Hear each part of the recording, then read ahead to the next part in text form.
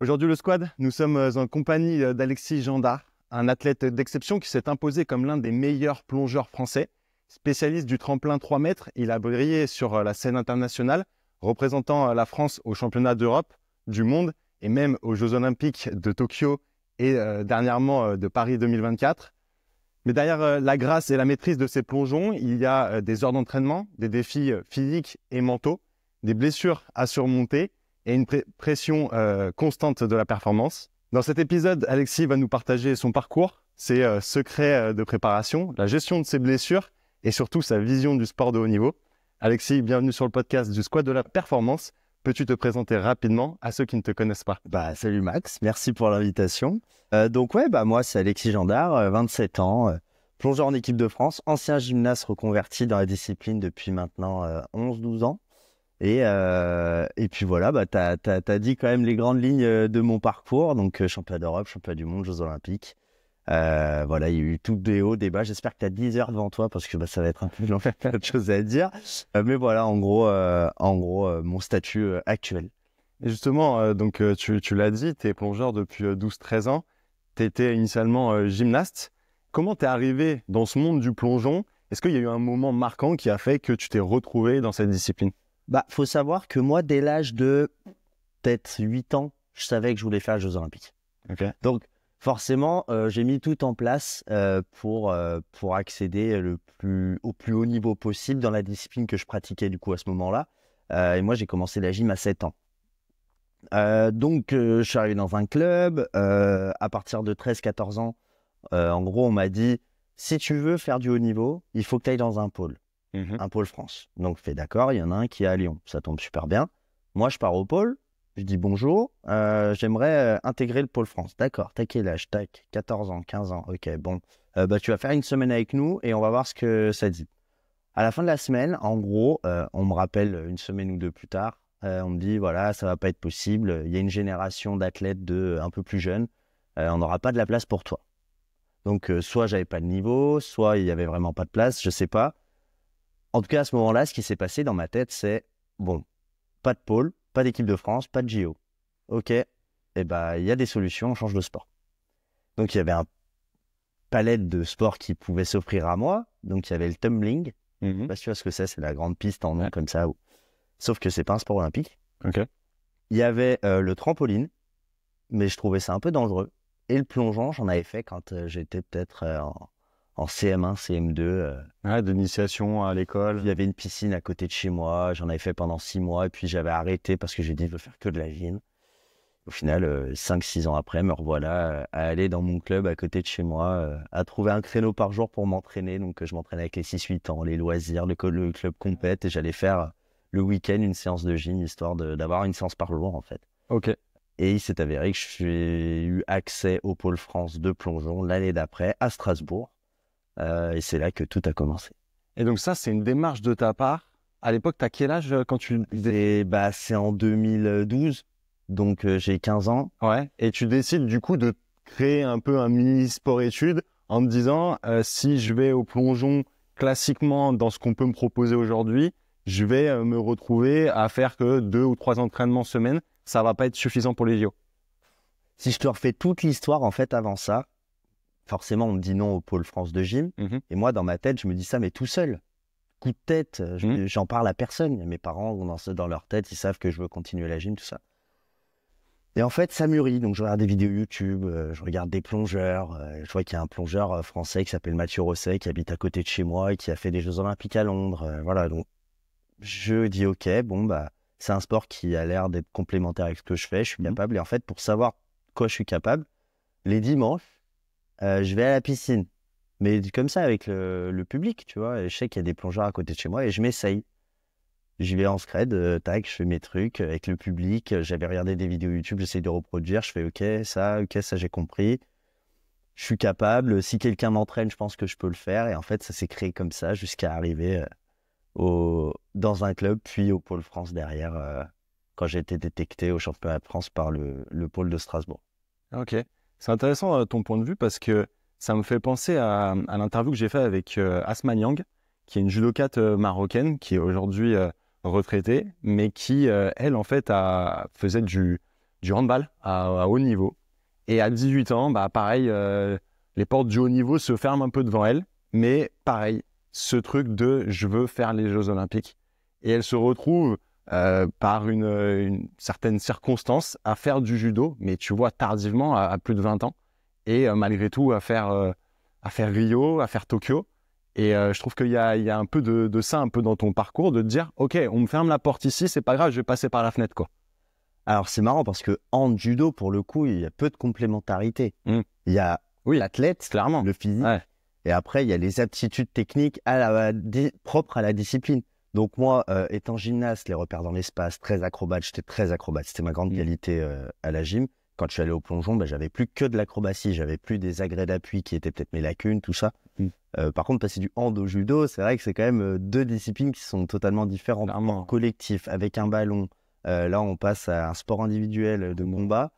Alors, il y a de l'affrontement, ça c'est sûr, mais c'est impressionnant. C'est impressionnant. Alors, en tout cas, je pense que là où on peut faire le lien avec nous deux, les deux athlètes, c'est cette démarche qui, des petits, ou en tout cas très tôt, a été d'aller le plus loin possible dans le sport. Et en fait, par passion du sport, pas par passion d'un sport, je pense qu'on a repoussé les limites de tout ça et on a dit non, mais on va aller au bout de ce rêve et de ce qu'on a toujours en fait voulu faire. On parlera bien évidemment des Jeux Olympiques un peu plus tard dans la discussion, mais j'aimerais qu'on revienne sur le plongeon en lui-même, qui est un sport où chaque mouvement est minutieusement jugé et analysé. D'ailleurs, tu as dit dans un interview que les règles, elles étaient assez subjectives et très compliquées pour le grand public de déceler comment les comprendre. Est-ce que tu peux nous expliquer brièvement pour les auditeurs du podcast? Alors moi, je fais du coup du plongeon à 3 mètres, donc le tremplin souple, mou. Donc il y a une notion de hauteur, de trajectoire, donc ça veut dire qu'il ne faut pas être trop loin ni trop proche de la planche. Si c'est trop loin, c'est pas bon. Si c'est trop proche, c'est trop dangereux. Donc le but, c'est d'aller vers le haut, d'avoir une trajectoire parabolique, de montrer que l'exécution de la figure qui va être réalisée, elle est la plus simple possible. Il faut que l'œil derrière ce qu'on présente, il se dise « Ok, c'est facile à faire ». Évidemment, ça ne l'est pas. Sinon, je ne me ferais pas chier à m'entraîner. mais voilà, c'est simple d'exécution. Et après, ce qui va faire 80% du travail en général, c'est cette fameuse entrée à l'eau. Quand on rentre, il faut faire le moins de splash, d'éclaboussures possible. Donc en gros, ces éléments, ces 4-5 éléments vont faire qu'à la fin, on aura une note attribuée par ce jury qui se doit d'être objectif, mais qui ne l'est pas toujours. Et on sait qu'il y a des athlètes de certaines nations qui peuvent être avantagés, ne serait-ce que par le nom de leur pays, parce qu'ils ont apporté quelque chose avec le temps. En fait, les notations se créent sur du long terme, en fait. Et la Chine, par exemple, a tellement dominé la discipline ces dernières décennies que c'est devenu une référence, en fait, aujourd'hui. Et que le plongeon international, en fait, et les juges se calent un peu sur leur technique à eux, qui est très mécanique, qui se ressemblent tous, ils ont un morphotype, ils sont tous les mêmes.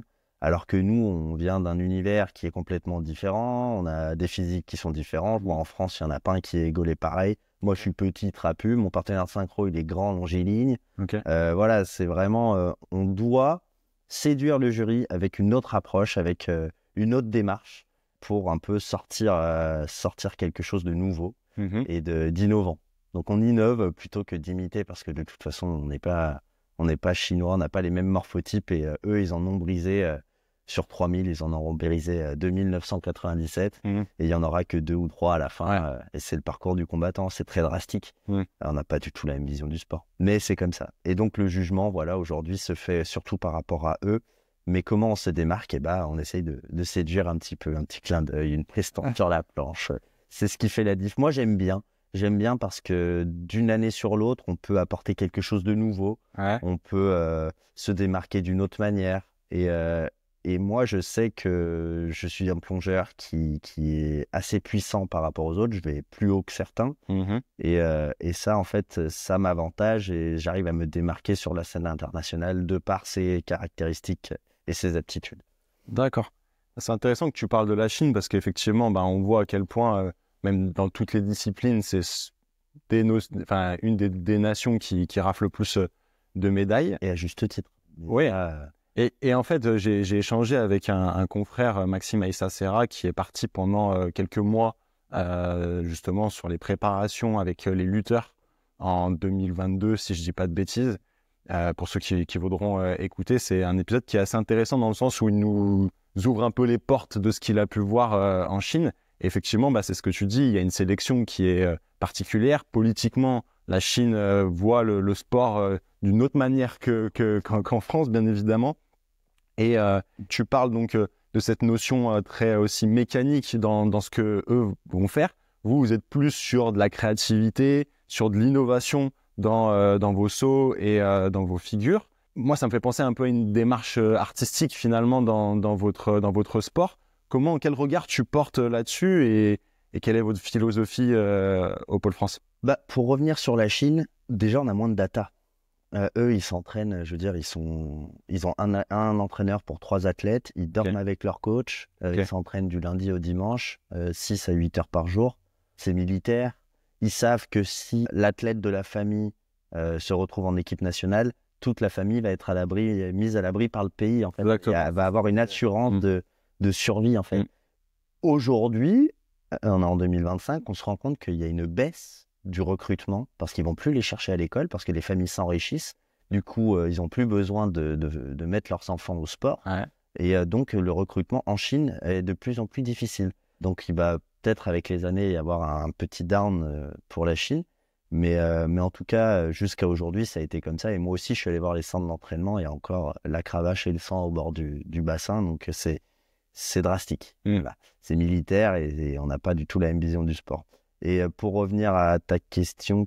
Vous, en fait, d'un point de vue création... Ah oui, à la création. Et en fait, est-ce que même vous êtes... la question que je me posais sous-jacente, c'est est-ce que vous êtes accompagné de certaines personnes qui ont des capacités en chorégraphie, tout ça? Non, c'est différent. En fait, de toute façon, physiquement, on va être incapable de reproduire ce que fait certains athlètes chinois ou même d'autres pays. Hein.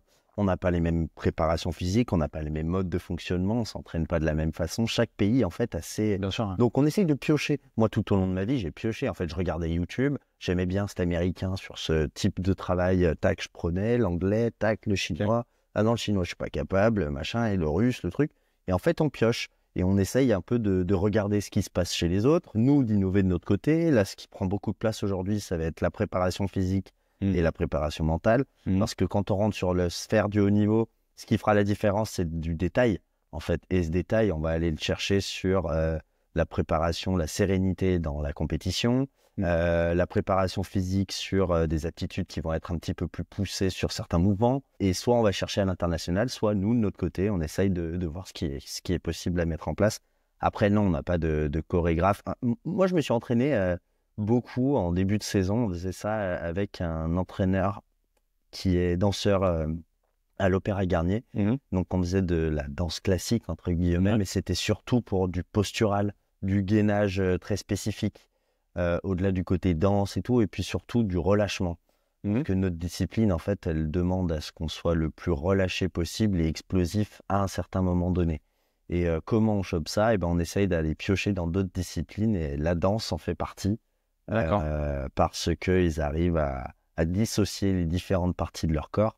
Et moi, étant gymnaste qui a été très structuré, très comme ça, il a fallu en fait tout déconstruire pour reconstruire autrement. Et voilà, il y a différentes disciplines qui sont propices à ça. Et toi, donc, avec ce type d'apport, tu t'es ressenti plus léger finalement dans tes figures Avec le temps, oui, bien sûr. Alors, le temps va faire que l'expérience et on apprend à connaître notre corps. Donc, ça devient de plus en plus facile. C'est clair que j'ai vu des aptitudes chez moi que je ne pensais pas être capable physiquement de faire, qui avec le temps se sont travaillées et ont été de plus en plus travaillées et détaillées et qui m'ont amené à réaliser des performances qui sont aujourd'hui sur la scène internationale de très haut niveau, quoi. Tu parlais de data tout à l'heure avec les Chinois. Aujourd'hui, vous, quand vous faites un plongeon, malgré que ça soit à 3 mètres, voire plus pour certains de tes collègues, ça reste très court, c'est des quelques secondes. Vous avez forcément besoin de certains feedbacks. Est-ce que aujourd'hui vous utilisez certaines technologies type analyse vidéo? Est-ce qu'il y a certains capteurs biomécaniques que vous pouvez avoir? 100%. 100%. Sans vidéo, on fait rien. Ouais. L'entraîneur, il est... Alors, si tu veux, tout pendant nos entraînements dans l'eau, on a un écran qui filme en fait en décalé de 15 secondes tous nos plongeons en live, mais avec 15 secondes de décalage pour qu'on puisse faire notre plongeon et que quand on sort de l'eau, on puisse et se regarder et parler à l'entraîneur, et l'entraîneur en plus a filmé avec l'iPad pour qu'on puisse revenir dessus en ralenti, machin, pour que s'il y a un détail qui nous est échappé, alors on ne revient pas sur chaque plongeon parce que sinon on s'entraînerait pendant 4 heures, on aurait fait 10 plongeons, ça ne servirait à rien. Mais par contre, à chaque plongeon, on peut se regarder, s'analyser, voir un petit peu l'angle, le dos, comment il était, machin et tout. Après, c'est du détail, ça reste propre à la discipline. Comme je disais, il faut avoir l'œil. Mais voilà, ouais, on s'analyse beaucoup. Ça n'a pas été poussé plus que ça. Alors, on nous avait mis, à un moment, il y avait des chercheurs qui étaient venus pour nous mettre des capteurs, un petit peu comme dans les films. On nous avait mis des boules comme ça. Bon, on plongeait une fois, il y a la moitié des boules qui se sont barrées. Mais la vérité du terrain, parfois. Il y a de la data qui commence à être mise en place. Après, c'est des années et des années et des années et des années. Et pour ça, il faut qu'il y ait un suivi qui soit très, qui soit quotidien, hebdomadaire, en tout cas qui soit sur du long terme. Pour l'instant, ça se fait pas encore assez, je trouve, mais ça vient de plus en plus. Et je pense que c'est ça qui va nous amener à être un petit peu comme les Chinois, en avance sur certains points. Tu nous as parlé de préparation physique. On voit que tu es un bel athlète d'ailleurs. Est-ce que tu peux nous parler de ce que comment se passe une journée un peu type d'un plongeur international français? Ça dépend de la période. Il faut savoir que plus on va avoir une période foncière avec beaucoup de travail ou pas beaucoup de compétition, là on va faire beaucoup de préparation physique. Là, je prends l'exemple des Jeux Olympiques. Depuis les Jeux, j'ai fait quasiment que du physique parce que j'avais pas besoin de travailler dans l'eau, puis je n'avais pas envie en plus. Et du coup, on s'est vraiment concentré sur... Après, j'ai pris 10 kilos aussi, donc il a fallu rebosser tout ça.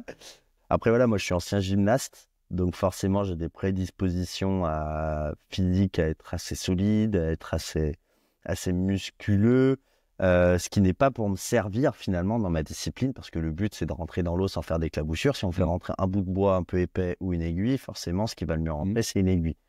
Donc moi, le but, c'est de m'affiner le plus possible. Après, physiquement, voilà, nous, on n'est pas le genre de discipline à soulever beaucoup de charges, à part sur les membres inf. On va beaucoup travailler sur du squat, des mouvements d'haltéro. Ça va être les exercices principaux de notre prépa physique. Tout le reste, ça va être du renforcement proprio en instabilité pour travailler toutes les zones du corps qui vont être sollicitées dans l'eau. Étant donné qu'on doit être maître de nos mouvements très rapidement, sans réfléchir, il faut que chaque muscle soit en capacité d'être maîtrisé en l'air pendant une figure. Et donc, comment on fait? On travaille sur du Bosu, on travaille sur... on fait tu vois, par exemple, ce matin, je sors d'une séance de CrossFit. Voilà comment j'occupe mes week-ends. On fait pas beaucoup de travail comme ça. Alors, on en fait en début de saison pour avoir un peu de caisse. Et après, tout au long de la saison, ça va s'apaiser un petit peu. On va être beaucoup sur de l'explosivité et du travail de renforcement et de proprioception. D'accord, ok. Et j'imagine aussi pas mal de travail gymnique en plus de ce que tu peux faire dans l'eau. Alors ça, c'est une partie complètement intégrée dans l'entraînement, la gymnastique. Il y a ce qu'on appelle la partie à sec. Donc avant d'aller dans l'eau, en fait, je ne vais pas tout le temps m'entraîner dans l'eau. Il y a un trampoline, des tremplins avec des tapis devant. Je peux aller au gymnase de gymnastique de temps en temps parce que la dimension sol gymnique, elle est carrément intégrée dans l'entraînement. Elle est séparée en deux, la séance. Si elle dure 2h30, 3h, on va faire 1h30 à sec avec tous les tapis, les trampolines, tout ça. Et après, il y aura la partie dans l'eau qui va être très spécifique au plongeon. Mais on dissocie tout ça. Donc, il y a 3 parties. Il y aura la partie dans l'eau, la partie à sec et la partie prépa physique. Et en fait, on mixte entre tout ça. Donc là, tu vois, début de saison, j'avais 3, 4, voire 5 séances de muscu par semaine. Là, j'en ai plus que 2 ou 3 maximum par semaine, tu vois, parce qu'on arrive sur les compétitions. Donc, on va une période d'adultage et on va travailler sur du spécifique plongeon. Et malgré tout, d'un point de vue énergétique, j'ai vu là sur la séance que quand même t'envoyais, tu étais capable de tenir au niveau cardio. Est-ce que justement c'est des choses qui sont travaillées chez vous? Parce que c'est vrai que si on regarde d'un point de vue micro, en fait c'est très court. Il n'y a pas forcément besoin d'avoir... mais pour autant, dans la capacité de récupération de toutes les séances, etc., j'imagine qu'il faut quand même une certaine caisse, comme tu le disais. Complètement. En fait, on en fait, mais pas beaucoup. Moi, ça m'arrange parce que je suis très mauvais là-dedans. Pour autant, pour la récup, pour que le corps il soit en capacité aussi de suivre les séances du mieux possible et être lucide de A à Z, c'est toujours une très très bonne... en tout cas, c'est très très bien d'avoir cette capacité cardio-pulmonaire pendant l'entraînement et tout au long de l'année. Maintenant, c'est clair que si on ne travaille pas assez, mes séances, je vais arriver à la fin, je vais en chier. La récupération, elle va être moindre, mon sommeil, il va pas être ouf. Alors que si j'ai cette capacité à gérer l'entraînement au mieux, derrière, ça va être fluide, en fait, tout simplement. Et le sport de haut niveau, c'est quoi? Au final, le but, c'est pas de s'entraîner le plus possible. Moi, je me suis pris la tête longtemps parce que j'étais un putain de bosseur. Enfin, je le suis toujours, mais j'étais vraiment dans le plus j'en fais, meilleur je vais être. Alors, moi, il y avait un collègue à moi à l'entraînement, avec qui qui est mon parrain, qui est Benjamin Auffray, qui s'est mis sur la gueule parce que lui, il s'entraînait pas beaucoup. Il était excellent. Et moi, j'en faisais beaucoup, beaucoup, beaucoup, et j'ai jamais réussi à être aussi bon que lui, tu vois. Et en fait, on se faisait des apéros le soir chez lui à refaire tout le monde. Et à la fin, il me disait, mais t'es vraiment trop bête de t'entraîner autant sans réfléchir. Fais-en moins, mais plus efficacement. Entraîne-toi intelligemment. Et en fait, c'est l'expérience. Moi, il me dit ça, j'ai 18 ans à ce moment-là. Aujourd'hui, j'en ai 28. Forcément, j'ai pris du temps pour réfléchir, pour comprendre comment mon corps il fonctionnait et tout. Et oui, il était dans le vrai. Mais au début, j'avais besoin d'en manger, tu vois. Et je me rends compte que la récup, travailler son cerveau autrement, la préparation mentale, la préparation physique intégrée à l'entraînement, c'est des choses qui vont nous amener à la performance. Oui, puis forcément, à 18 ans, bien que certains de la nouvelle génération voient les choses aujourd'hui un peu différemment, tu te dis, attends, j'ai 18 ans, faut que je prouve, ça peut s'arrêter du jour au lendemain, je suis à la porte de quelque chose, je vais tout donner, quoi. Je veux pas avoir de regrets. Exactement. Puis venant de la gym, moi, c'était très militaire. Hein. Tu vois, la gymnastique, c'est quand même un sport assez dur, qui a une réputation aussi. Le plongeon, je suis arrivé, je vais pas dire que c'est le Club Med, mais presque, tu vois, c'était vraiment chill. Et moi, aujourd'hui, je suis le plus âgé à l'entraînement. On a dans mon groupe de compète qui sont de 2007, voire 2008, et c'est une génération qui est totalement différente. Donc voilà, faut aussi apprendre à s'adapter, tout ça, pour éviter d'être le vieux con de l'entraînement tout le temps. J'aimerais qu'on parle des Jeux Olympiques. Comment tu as vécu Paris 2024? Paris m'a offert tout ce que Tokyo m'a pas donné, tout simplement. Alors là, vraiment, ça a été l'aboutissement en plus, reconnaissant de la chance que j'avais d'avoir les Jeux à la maison, de faire partie de la génération qui peut faire les Jeux Olympiques de Paris. Il n'y en a pas 150, hein. Et puis il y en a combien qui voulaient être à notre place, il y en a combien qui ont manqué le coche parce qu'ils avaient déjà arrêté. Il y en a plein qui ont voulu revenir parce que les Jeux de Paris, c'est une fois tous les 100 ans, tu vois. La dernière fois, c'était en 1924. Donc voilà, déjà reconnaissant, très reconnaissant. Et en fait, il y a eu Tokyo, qui a été les Jeux post-Covid, masque. On ne pouvait pas aller voir les copains. Il y avait 24 heures pour quitter les lieux, le village olympique après sa compétition. Pas de cérémonie d'ouverture, pas de cérémonie de clôture. Triste. C'était pas ce que les Jeux Olympiques que j'ai rêvé. Pas les valeurs du sport et de l'Olympisme. C'était tellement dommage. Alors que Tokyo avait un potentiel de malade. Et Paris, m'a donné, dès la cérémonie, dès le village olympique, c'était vivant, un village qui vivait. On croisait les athlètes, on allait manger tous ensemble, il n'y avait pas de masque, on était séparés par une vitre. Il y a eu la cérémonie d'ouverture, après on pouvait aller voir les épreuves. C'était hyper dense, hein, c'est très fatigant d'être au village. Ça faisait peur parce qu'aussi, on a envie de suivre toutes les épreuves. On prend les émotions de tout le monde. Dès qu'il y a un titre olympique, ça crie. C'est très fatigant. Mais le fait d'avoir les Jeux à la maison, on avait de la chance d'avoir la maison de la perf qui a été mis en place par le CNO et l'ANS, qui était un petit espace, en fait, qui était à côté du village, qui pouvait en fait nous sortir du village et un peu notre bulle d'air pour faire nos prépas physiques là-bas. En fait, on a été avantagés, nous, Français, et on était aux petits soins, on était vraiment des privilégiés sur place. Hein. On avait le bâtiment France était au meilleur endroit du village. On était vraiment, vraiment très, très bien. Non, moi, j'ai vécu ces Jeux comme... les premiers Jeux que j'ai faits, c'est ceux de mon cœur, parce que c'était mes premiers Jeux. Je me suis qualifié, ma qualif à mes premiers Jeux, c'était incroyable. Mes Jeux de Paris, c'est ce que j'ai toujours rêvé. Donc c'était vraiment le rêve. Ouais, Ouais, le truc de rêveur. la reconnaissance dont tu parles, c'est pareil. J'ai eu sur le podcast récemment Félix Bourg, qui est marathonien de l'équipe de France, qui parlait de tout ça. En fait, effectivement, les derniers étaient il y a 100 ans. Tu fais partie de cette génération qui en a la possibilité, la capacité. Et donc, de vivre ça, ouais, c'était un peu des mots similaires au tien. Donc, c'est assez rafraîchissant et puis ça rappelle de bons souvenirs. Toi, d'un point de vue purement athlétique, comment t'as vécu ça dans ta discipline? Bah, nous, faut savoir qu'on sortait d'un titre de champion d'Europe. Mm. Donc, on arrive là-bas, on avait des espoirs de médailles. On avait fait médaille au championnat du monde. Donc, sur papier, on était capable de faire une médaille aux Jeux Olympiques. En plus, on a eu un sacré coup médiatique quelques mois avant. Donc, on était attendus. J'avais hâte, mais voilà, c'était les premiers jeux aussi des autres de mon équipe.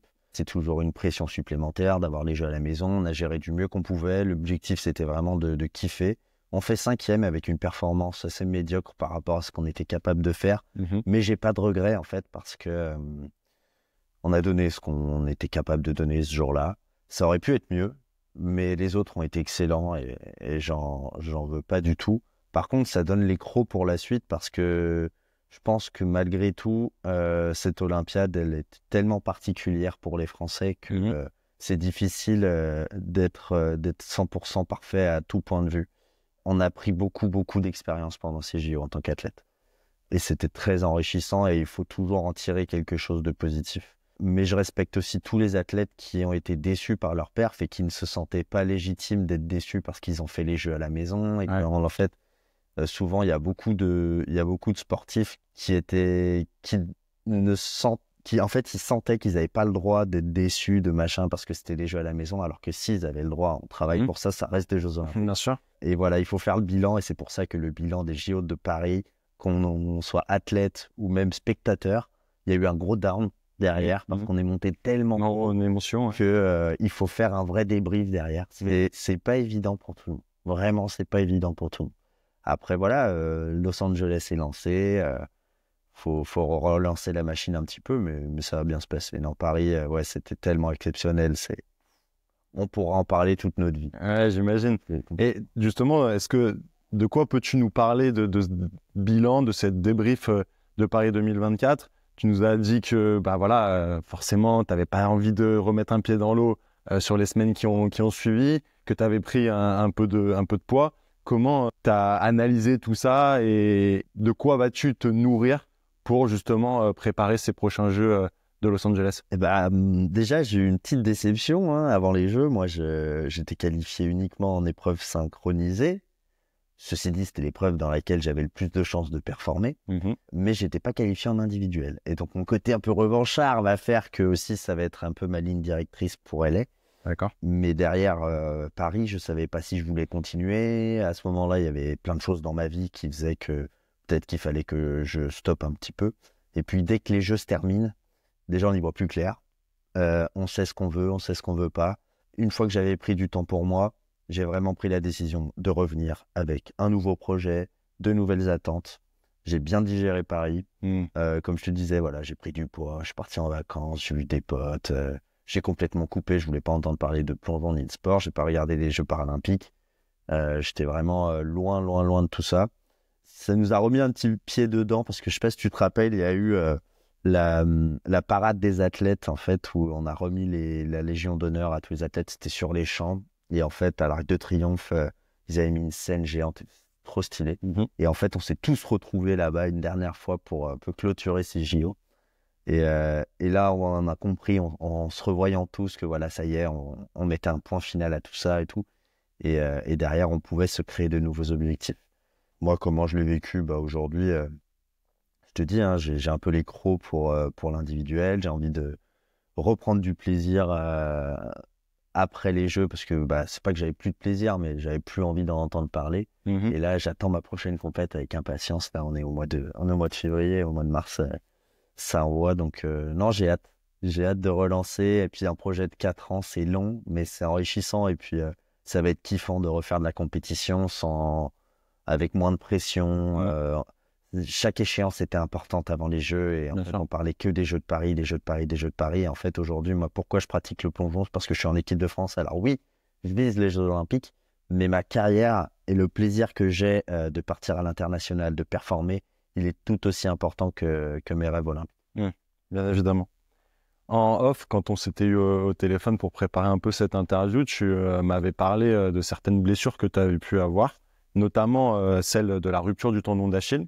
Ah, c'est la grosse dernière, en fait. Ouais, c'est une rupture qui n'est pas anodine. Il y a beaucoup d'athlètes qui seraient clairement dévastés par rapport à tout ça. Toi, tu m'as confié avoir réussi à accepter et à bénéficier finalement de cette période.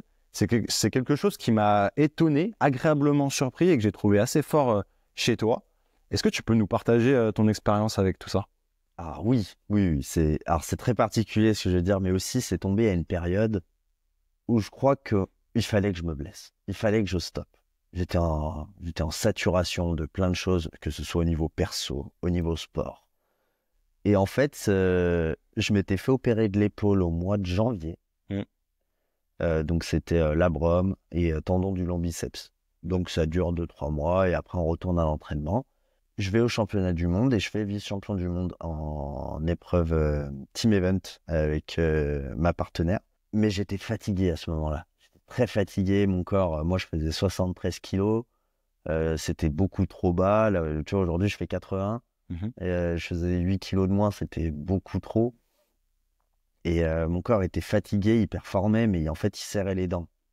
Parce que à côté, c'était compliqué et tout. Et en fait, une semaine après les championnats du monde, tac, rupture tendon d'Achille. Sur un mouvement de gym à la con, j'étais vraiment un truc bête, mais ça a pété. Et en fait, cette blessure, bah déjà, on peut rien faire tant que c'est cassé. Là, à part se faire opérer et commencer la rééducation douce, en tout cas, prendre son temps. Il y a 6 semaines de plâtre. On n'a rien à faire, on quitte l'entraînement, on nous force à rester chez nous et en fait c'était très bien. C'était très bien parce que ça m'a permis de prendre du temps pour moi. On était en 2022 à ce moment-là, on était à 2 ans des JO. J'ai dit ok, opération tendon d'Achille, ça va être très long, on m'avait prévenu. Et ce que j'ai kiffé, c'est que j'ai repris tout de zéro. Il faut apprendre à marcher, il faut apprendre à bouger, il faut recréer de dynamisme. Et cette épreuve, elle a été ça a cassé ma routine. Ça a cassé ma routine et ça m'a fait du bien. J'ai adoré travailler avec mon kiné, qui était mon ostéo, mon kiné, mon prépa physique. En fait, à ce moment-là, c'était mon nouveau coach. Je passais 2 à 3 heures chez le kiné tous les jours. Ouais. Parce que si l'objectif, quand tu es sportif de haut niveau, c'est que les échéances arrivent. Et donc, forcément, il faut se repréparer le plus vite possible. Moi, je me suis blessé au mois de juillet. Donc au final, j'ai manqué les Europes derrière, mais c'était pas grave. J'ai raté une compète. Ouais. Et en fait, après, il y avait toute la saison de pré-saison, la saison hivernale, et nous, on reprend les compétitions vers le mois de février, mars, avril, tu vois. Donc ça me laissait beaucoup de temps. Donc c'est arrivé à un bon moment, dans une période propice, et j'en avais besoin. Donc vraiment, en fait, tout était aligné, et c'est pour ça aussi, je pense que ça s'est bien passé. C'est pas le cas de tout le monde. Quelqu'un qui se blesse en pleine saison, à 3 mois des Jeux ou machin, c'est pas la même, hein. On est d'accord. Mais bon, moi, les étoiles se sont alignées, je me suis blessé, je l'ai super bien pris et puis j'ai kiffé en fait reprendre depuis zéro. Alors des blessures, j'en ai eu, hein. Moi je me suis fait opérer 4-5 fois, voilà, ça fait partie du parcours du sportif de haut niveau. Au début, moi quand j'ai dit non mais ça va, ma prépa mentale m'a regardé, mais tu mens en fait, je suis en train de te voiler la face. Écoute, on va travailler ça, c'est une période, on va en rediscuter. Plus tard, on en rediscute, alors ça va? Je dis, bah oui, très bien. Il me fait, non mais c'est pas possible. Je veux dire, ça va? Je dis, oui, là en fait, je suis loin de l'entraînement, je suis loin du groupe, je suis dans mon truc à moi, je suis avec ma famille. Très bien, très très bien. Et en fait, il me faut toujours une petite galère en fait avant de relancer la machine et de parfait, parce qu'au final... Post-tendon d'Achille, je fais 3 médailles aux Europes, une médaille au championnat du monde. Ça me qualifie aux Jeux de Paris. Et ouais, c'était très plaisant. Très, très plaisant. Et en fait, casser sa routine, c'est important. De ne pas se retrouver toujours dans les mêmes conditions, avec les mêmes personnes, s'ennuyer presque, parce que c'est très redondant le sport de haut niveau. On se lève le matin, on va à l'entraînement, on fait notre récup, on mange, on retourne à l'entraînement, on fait les cours, on retourne. Enfin voilà, le métro boulot dodo, c'est bien de squeeze un petit peu. En fait, c'est super rafraîchissant ce que tu dis là parce que, d'une part, les auditeurs du podcast sont, pour la majorité d'entre eux, donc des sportifs amateurs, mais qui apprécient le côté compétitif et voilà, s'inscrire à des courses, à faire du sport, certaines disciplines en compétition à leur niveau. Et puis aussi des confrères professionnels du sport et de la santé. Je trouve que ton témoignage, il est vraiment rafraîchissant. Il mérite d'être écouté par ces sportifs-là. Puis même les confrères qui pourraient, tu vois, transférer et montrer un peu ce que tu dis. Parce que moi, le constat que je fais, c'est que quand on travaille avec des sportifs amateurs, parfois c'est la désillusion parce qu'ils sont blessés. Mais il faut bien comprendre que toi, en fait, c'est ton métier. Tu gagnes ta vie grâce au plongeon. Aujourd'hui, oui, mais avant, c'était pas le cas. Mais malgré tout, en fait, le fait que tu te blesses, ça peut remettre beaucoup de choses en question.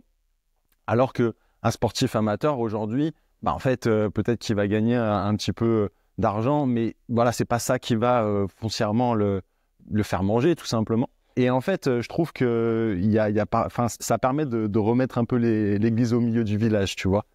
Bah, tant mieux si c'est le cas, mais de toute façon, nous, sportifs, pourquoi on nous parle toujours de double projet, par exemple, que ce soit les études ou le côté professionnel, d'avoir une activité. Parce que notre outil de travail, s'il est pété et qu'on ne peut plus pratiquer, en fait, tout s'arrête. Si on n'en est pas conscient dès le départ, évidemment qu'il y a de la désillusion. Si on a tout misé dessus et que ça s'arrête, ah bah tu m'étonnes qu'on se retrouve plus bactère. Alors mon discours, évidemment, moi, il est très positif, je l'ai très bien vécu, c'est bien, mais c'est aussi parce que j'ai relativisé, j'ai vu des exemples. Enfin, moi, j'ai une pote du badminton, elle a fait 2 croisées d'affilée. J'arrive à Cap-Breton, il y en a, c'était leur 6e séjour, enfin, en rééduc.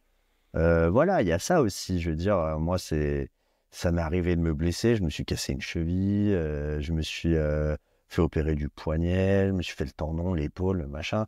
Voilà, c'est des choses qui arrivent, mais je veux dire, il y a pire dans la vie. Il y en a qui reblessent, blessure sur blessure, sur blessure, sur blessure, et c'est eux les vrais héros. Parce qu'il y en a, ils ont l'attitude que j'ai, alors que c'est le 3e genou qui sont. Et eux, ils y vont. Donc moi, j'ai rien à dire, en fait.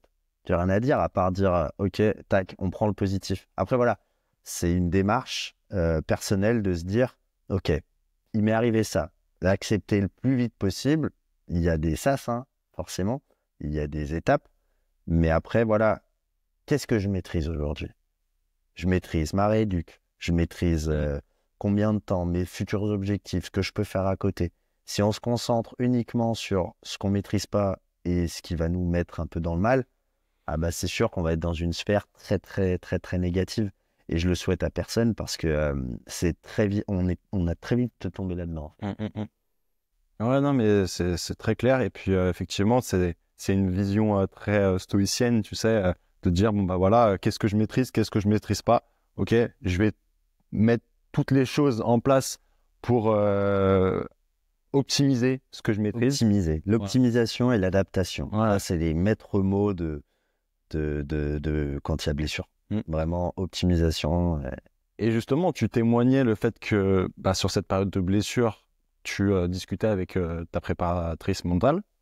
Je crois savoir que elle te suit depuis plusieurs années. Ça fait 5 ans. Pour quelle raison, en fait, tu as fait cette démarche-là, toi, en tant que sportif? D'être suivi, parce qu'en fait, comme je le disais, je parlais de détails tout à l'heure. Une préparatrice mentale, on n'est pas sur une psychologue. Il faut savoir qu'une préparatrice mentale, elle va m'amener des outils. Il faut savoir qu'une compète de plongeon, ça peut durer entre 3 et 5 heures. D'accord. Un plongeon, ça dure quoi? 3 secondes? J'en ai 6 à faire. 6 fois 3 secondes, je te laisse faire le calcul. Donc ma compète, en fait, elle dure 18 secondes sur 5 heures. Qu'est-ce que je fais le reste du temps? Je m'endors, j'écoute de la musique, je stresse, je crie un coup, je vais vomir, je fais cacamou, je sais pas, tu vois. Et en fait, la prépa mentale, elle a été là pourquoi? Pour me dire, voilà, aujourd'hui, tu travailles comme ça. Alors, elle t'observe à l'entraînement, tu lui racontes, tu lui expliques ce que tu vis, ce que tu as vécu en compétition avant, pendant, ce que tu prévois de faire. Et tu crées ta routine grâce à cette personne, en fait, qui t'aide et qui t'apporte des outils. Alors, par exemple, pendant ton temps libre, tu peux faire ça, tu peux optimiser ça. Et en fait, on optimise. On en revient toujours au même mot, optimisation et adaptation. Et cette personne, elle va en fait m'amener des outils pour que pendant mes 5 heures de compétition, je sache exactement ce que je fais avant d'aller sur la planche, après en sortant de la planche, pendant que je m'échauffais. Voilà, en fait, je crée ce truc avec elle. Et si j'ai un doute, je la sollicite, elle te dit, OK, tu peux faire cet exercice, machin. Alors, on peut aller sur de la cohérence cardiaque, mais après, c'est très spécifique et ça ne correspond pas à tout le monde. Ouais. Par contre, apprendre à se connaître et échanger avec quelqu'un, c'est toujours bien, en fait. Surtout quand la personne, en fait, elle est complètement dédiée à toi. Je peux dire, voilà, aujourd'hui, je me suis senti comme ça à l'entraînement. Tac, on essaye de trouver pourquoi, dans quel état d'esprit j'étais. Et voilà, et après, c'est du détail. Et le détail amènera à la haute performance. Et toi, quels sont un peu les rituels que tu peux mettre en place à titre vraiment personnel de ce que tu peux nous partager? Tu vois, par exemple, nous, on a toujours une petite serviette avec nous qu'on appelle la peau de chamois. Je ne sais pas si on trouvera des images pour te montrer. Ouais. Par exemple, je me mets dessous, comme ça, je me cache, je respire, je visualise mon plongeon avant de monter sur la planche. Après, je vais sous la douche. J'ai toujours un petit moment où je m'étire. Après, j'ai des petites tics, des tocs, machin. J'essaye de les recréer. Et en fait, l'environnement est toujours différent. Chaque piscine est différente et tout. Et en fait, on essaye de se dire, peu importe l'environnement dans lequel on est, c'est toujours la même chose. C'est juste le décor qui change. Et en fait, on travaille autour de ça. Donc, j'ai plein de petits rituels, de petits tocs. Après, c'est perso. Hein. Et il faut pas non plus s'accrocher à dire, si j'ai pas fait, c'est comme ça. Faut pas avoir des croyances qui desservent. Voilà. Le but, c'est de se sentir le plus à l'aise et le plus serein possible. Il y a des mots qu'on peut se répéter. Tu vois, la sérénité et l'engagement, c'est des choses qu'il ne faut pas avoir peur de mettre en place. Le stress existe. Est-ce qu'on le prend ou est-ce qu'on essaye de le repousser? Non, on prend tout ce qui vient et juste on trie. Mais voilà, et ça, c'est du temps. C'est beaucoup, beaucoup de temps. Pourquoi je suis devenu bon? C'est pas parce que j'ai un préparateur mental, c'est parce que ça fait des années que je travaille dessus. C'est une démarche personnelle. Et en fait, aujourd'hui, dans le sport de haut niveau, je vais avoir un kiné, un médecin, un préparateur physique, un préparateur mental, 2 coachs, je peux avoir un diète. Et en fait, ces personnes-là, ce sont des outils que je vais... Alors, c'est un peu dur de le dire comme ça, mais c'est un peu des outils, c'est des gens qui vont être sur mes épaules pour me donner des conseils, pour me donner des tips, machin, pour être vraiment dans l'optimisation et dans le détail de chaque chose que je vais mettre en place. Et j'imagine, tu parlais de visualisation, que c'est des choses que tu faisais même avant d'être suivi, parce que quand on voit, donc dans le sport, la visualisation peut être utilisée dans plein de disciplines, mais dans la tienne, qui est ultra courte et très figurative, j'imagine que tu dois visualiser un nombre de fois illimité, quoi. Même, en fait, c'est venu assez naturellement parce que, par exemple, avant une compète, les premières, en tout cas, il y a 10 ans, je stresse un petit peu. Donc là, tu vas te coucher la veille de ta compète, puis tu te vois faire tes plongeons. Mais tu n'y penses pas à ce moment-là. Ouais. Et aujourd'hui, la visualisation, comment ça se passe? Je peux me poser, je peux fermer les yeux, je vois mon plongeon au ralenti, d'un point de vue intérieur, extérieur sur le côté. D'accord. Je peux décortiquer, je peux le voir de la meilleure des façons possibles, je peux le voir à l'échec. Et en fait, tout ça, ça a été un travail de mise en place, machin. Alors, je le fais de moins en moins parce que aujourd'hui, j'ai l'habitude. C'est comme regarder des vidéos YouTube. Je bouffais de la vidéo de plongeon, mais tous les jours au début. Et tant mieux. Mais aujourd'hui, j'en ai tellement vu que je le fais moins. Et c'est peut-être pas bon. Parce que si je continue à faire ce travail, je peaufinerai en fait. Mais comme je t'ai dit, j'ai pas envie non plus de m'ennuyer et de retomber dans ces routines. Donc, je trouve d'autres activités. Et aujourd'hui, je pense que je peux... pratiquer, tu vois, je m'épanouis beaucoup dans la préparation physique parce que je sais que le corps aussi vieillit et j'adore me sentir de plus en plus serein et solide à l'entraînement à suivre parce que si je suis pas assidu à ça, je sais quoi. Mais c'est comme ça. C'est comme ça. On trouve, chaque année est différente et chaque année on essaye de se trouver un peu différemment. Et là, donc, on est sur plusieurs mois post-Paris 2024. Tu as checké tes rêves olympiques avec Tokyo, avec Paris dont on parlait tout à l'heure. Qu'est-ce qui te motive encore aujourd'hui à t'entraîner de manière aussi assidue, pas forcément évidente tous les jours? Alors, je suis assidu, par exemple, depuis janvier 2025. Avant, de août jusqu'à décembre, moi, j'allais à l'entraînement parce que j'ai repris en même temps que tout le monde pour pas trop culpabiliser. Mais en vrai, post-JO, j'ai pris une pause. J'avais besoin d'y aller. Alors, j'y allais tout le temps, mais j'étais pas hyper investi, tu vois. Et j'avais la tête ailleurs. Par contre, pourquoi aujourd'hui je suis déterminé et je suis vraiment dans ce projet? C'est parce que d'une part, j'ai décidé de reprendre et quand je commence quelque chose, j'essaie d'aller au bout. Mais ça a été depuis tout petit. Hein. Ma mère et mes parents, ils m'ont toujours laissé le choix de n'importe quel sport. Par contre, une fois que j'en choisissais un, il fallait que j'aille au bout. J'avais pas le droit d'arrêter. Et voilà, et aujourd'hui, je commence un projet, j'essaye de m'y tenir, c'est important. Je pense que c'est ma dernière Olympiade, parce qu'après, j'ai envie aussi de construire mon avenir professionnel. Et c'est les 4 années un peu charnières, et je veux pas me retrouver à la fin de ma carrière sportive de haut niveau à me dire que je sais faire que ça. C'est faux. Et donc, voilà, j'ai 4 ans pour préparer ça, 3 ans et demi maintenant.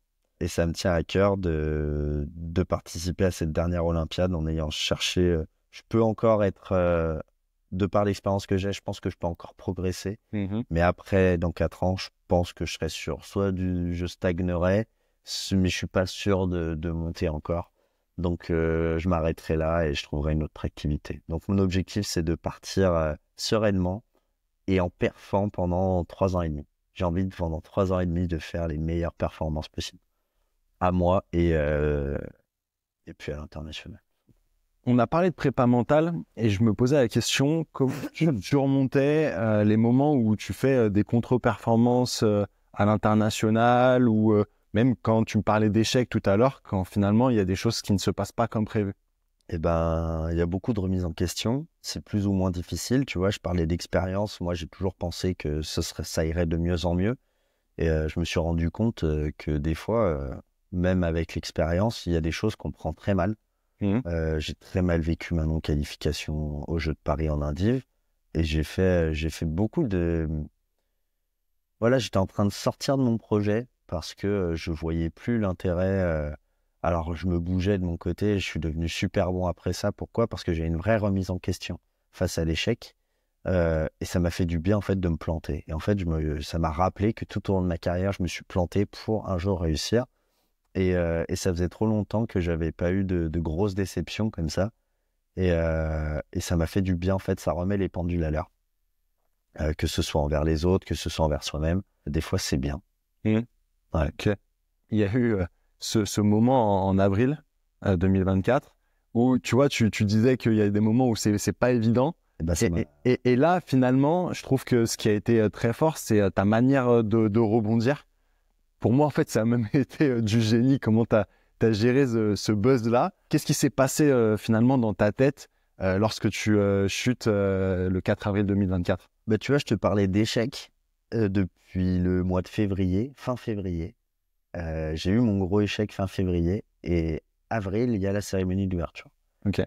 Donc, il se passe cette chute. Donc, moi, j'ai été éduqué à la connerie. Faut savoir que j'aurais été filmé, pas filmé, ça me serait arrivé, j'aurais fait les mêmes bêtises derrière. Et en fait, ce qui s'est passé, c'est que j'ai pas vraiment calculé. Déjà, en plus, j'étais en plein spectacle, tombe. Et en fait, j'ai d'autres plongeons derrière, donc je continue, je remonte, j'ai le dos ensemble, ma coach me dit ça va. Elle me dit oui, je dis ok, on voit après, tac, fais ton spectacle. Donc voilà, il se passe ça. Un très gros engouement médiatique derrière. Là, je capte parce que je connais les réseaux sociaux. Je sais que c'est en train de devenir viral. Je sais un peu comment marche Internet. Donc, moi, j'explique déjà ce qui s'est passé. Et voilà, ce côté un peu authentique, je sais pas, ça a plu en fait. Ouais. Ça a plu et ça m'a un peu redonné des ailes. Ça m'a permis un peu d'avoir de la crédibilité auprès de certains. J'ai été apprécié, même si c'était une galère. Au final, ça a été bien pris. Mais j'ai pas vraiment calculé, mais j'ai vu tout un tas de gens, de personnes qui se sont dit ah mais t'as super bien réagi, machin et tout. Et j'étais là en mode non, j'aurais fait pareil si avec ou sans caméra. Mais tant mieux, et je souhaite à tout le monde de se marrer, de se foutre de soi en fait, parce que c'est important. Et alors d'un coup il y a des mots qui sont arrivés, alors autodérision, machin. Et non, comment je l'ai pris, je l'ai pris comme je l'aurais pris n'importe quand. Et moi depuis tout petit en fait, c'est le genre de truc, ça n'arrive qu'à moi. Faut savoir que s'il y a une gamelle, une boulette, ce sera de ma faute. Mais finalement, est-ce que ça t'a pas permis, tu parlais de février, est-ce que ça t'a pas permis de te recentrer sur le projet qui arrive quelques mois après Paris 2024? Ce qui m'a recentré, en fait, c'est l'engouement des gens. Ouais. Je me sentais hyper suivi. Eh oui. Et en fait, c'est un exercice auquel je me prête, parce que j'aime ça. Et j'étais prêt à recevoir tout ça. Et derrière, j'ai eu des perfs de malade. En individuel, je fais 2 médailles 2 semaines après au Grand Prix d'Amérique en individuel et en épreuve synchro. Je fais 2 médailles au test event dans la même piscine dans laquelle je me suis cassé la gueule. Derrière le champion olympique, je fais 2e.